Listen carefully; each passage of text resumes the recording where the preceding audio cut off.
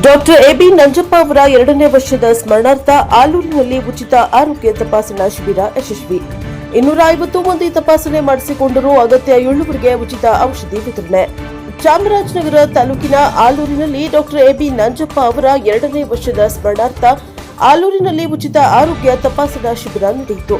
ತಾಲೂಕಿನ ಆಲೂರಿನ ಬಸವ ಮಂದಿರದಲ್ಲಿ ಚಾರು ಸಾಂಸ್ಕೃತಿಕ ಪ್ರತಿಷ್ಠಾನ, ಮೈಸೂರು ಭಾರತೀಯ ವೈದ್ಯಕೀಯ ಸಂಘ, ರೋಟರಿ ಸಂಸ್ಥೆ, ಚಾಮರಾಜನಗರ ತಾಲೂಕಾ ಔಷಧಿ ವ್ಯಾಪಾರಿಗಳ ಸಂಘ, ವೀರಶೈವ ಲಿಂಗಾಯತ ಸಮಾಜ ಆಲೂರು ಇವರ ಸಹಯೋಗದಲ್ಲಿ ಡಾಕ್ಟರ್ ಎಬಿ ನಂಜಪ್ಪ ಅವರ 2ನೇ ವರ್ಷದ ಸ್ಮರಣಾರ್ಥ ನಡೆದ ಉಚಿತ ಆರೋಗ್ಯ ತಪಾಸಣಾ ಶಿಬಿರದಲ್ಲಿ 250 ಮಂದಿ ಆರೋಗ್ಯ ತಪಾಸಣೆಯನ್ನ ಮಾಡಿಸಿಕೊಂಡರು.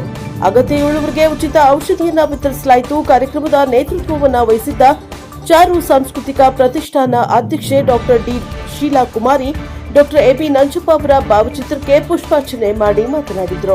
ನನ್ನ ಪೂಜ್ಯ ಪತಿಯವರಾದ ಎಬಿ ನಂಜಪ್ಪ ಅವರ 2ನೇ ವರ್ಷದ ಸ್ಮರಣಾರ್ಥ ಉಚಿತ ಆರೋಗ್ಯ ಶಿಬಿರವನ್ನು ಆಯೋಜನೆ ಮಾಡಲಾಗಿದೆ. ಹೆಚ್ಚಿನ ಸಂಖ್ಯೆಯಲ್ಲಿ ಸಾರ್ವಜನಿಕರು ಶಿಬಿರದ ಉಪಯೋಗ ಪಡೆದುಕೊಳ್ಳುತ್ತಿದ್ದಾರೆ. ಮುಂದಿನ ದಿನಗಳಲ್ಲಿ ಇಂತಹ ಕಾರ್ಯಕ್ರಮಗಳನ್ನು ಆಯೋಜನೆ ಮಾಡಲಾಗುವುದು ಎಂದರು. ಶಿಬಿರದಲ್ಲಿ A N Binesh, doctor Basavarajendra, doctor Abhishek, doctor Shweta Basavarajendra, doctor Shivashankar, doctor Pradeep, doctor Asay Kumar Jain, doctor Sahana, doctor Chandana, Rotary ಅಧ್ಯಕ್ಷ ಚಂದ್ರಶೇಖರ, ವೀರಶೈವ ಲಿಂಗಾಯತ ಸಮಾಜದ ಅಧ್ಯಕ್ಷ ಎಆರ್ ಚಂದ್ರಪ್ಪ, ಕಾರ್ಯದರ್ಶಿ ನಂದೀಶ, ಗೌಡಿಕೆ ಶಿವಪ್ಪ, ಬಿರ್ಲಾ ನಾಗರಾಜು, ಎಜೆ ಸಚಿನ್ ಹಾಜರಿದ್ದರು. ಬ್ಯೂರೋ ರಿಪೋರ್ಟ್ ಹೊಮ್ಮ ನಂಜುಂಡ ನಾಯಕ, ಎನ್ಕೆ ಟಿವಿ 4 ಚಾಮರಾಜನಗರ. ನಮಸ್ಕಾರ, ನಾನು ಶೀಲಾ ಕುಮಾರ್, ಡಾಕ್ಟರ್ ಎಬಿ ನಂಜಪ್ಪ ಅವರ ಪತ್ನಿ. ಈಗ 2 ವರ್ಷಗಳ ಹಿಂದೆ ಅವರು ದೈವಾದ್ಯಂತರಾದರು. ಕಳೆದ ಸಾರಿಯಿಂದ ಅವರ ಸ್ಮರಣಾರ್ಥವಾಗಿ ಒಂದು ಉಚಿತ ವೈದ್ಯಕೀಯ ತಪಾಸಣೆಯನ್ನು ಆಲೂರಿನಲ್ಲಿ ಮಾಡ್ಕೊಂಡು ಬರ್ತಾ ಇದ್ದೀವಿ. ಏಪ್ರಿಲ್ ತಿಂಗಳಂದು ಮಾಡ್ತಾ ಇದ್ದೀವಿ.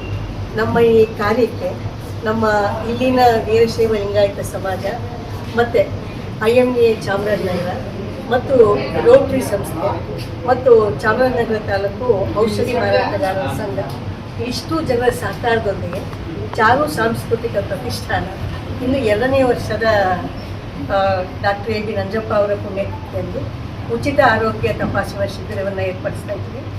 ಇಲ್ಲಿ ಜನರಲ್ ಡಾಕ್ಟರ್ಸ್ ಇದ್ದಾರೆ, ಮೂಳೆ ತಜ್ಞರಿದ್ದಾರೆ, ENT ಸ್ಪೆಷಲಿಸ್ಟ್ ಇದ್ದಾರೆ, ಚೈಲ್ಡ್ ಸ್ಪೆಷಲಿಸ್ಟ್ ಇದ್ದಾರೆ, ಗೈನಿಕ್ ಅವ್ರು ಬಂದಿದ್ದಾರೆ.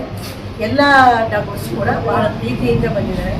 ಕಳೆದ ಸಾರಿ 297 ಜನ ಫಲಾನುಭವಿಗಳಾಗಿದ್ದರು. ಈ ವರ್ಷ ಮತ್ತಷ್ಟು ಹೆಚ್ಚುವ ನಿರೀಕ್ಷೆ ಇದೆ. ಮುಂದೆಯೂ ಇದನ್ನು ನಡೆಸ್ಕೊಳ್ಳುವಂಥ ಆಸಕ್ತಿ ಇದೆ. ನೋಡೋಣ. ನಮಸ್ಕಾರ.